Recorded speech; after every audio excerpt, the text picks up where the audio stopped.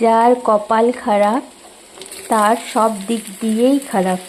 কথায় আছে না, অভাগা যেদিকে যায় সাগর নদী শুকাইয়া যায়। তো কপাল খারাপ হলে এইরকমই হয়। আমার এখন কপাল বলো, সময় বলো, যাই বলো, সবই খারাপ চলছে। তো এই খারাপটা চিরস্থায়ী নয়, একদিন না একদিন ঠিক হবেই।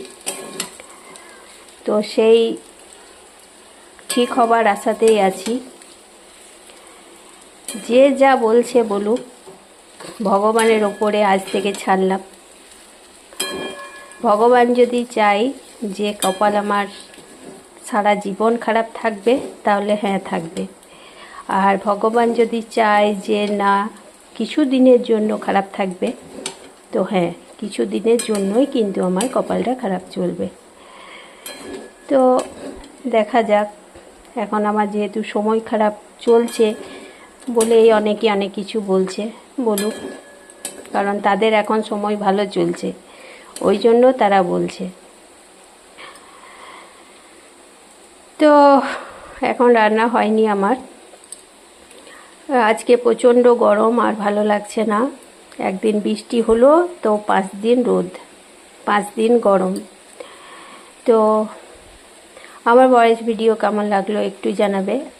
আর আমি এখানে কাউকে উদ্দেশ্য করে বলিনি, কারণ আমি নিজের কপাল নিয়েই বলেছি। কারণ হ্যাঁ, সত্যিই আমার কপাল এখন খারাপ যাচ্ছে, সময়ও খারাপ যাচ্ছে। কিছুদিন আগেও হয়েছিল এরকম, নিজেকে অনেকটা সামলে নিয়েছি। সেটা ছিল আমার ব্যক্তিগত সমস্যা।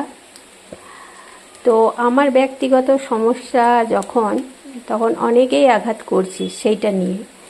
তো তুমি ভেবো না যে আমার ব্যক্তিগত সময়টা খারাপ গিয়েছে বলে যে তোমার ব্যক্তিগত সময়টা খারাপ যাবে না, এমনটা নয়।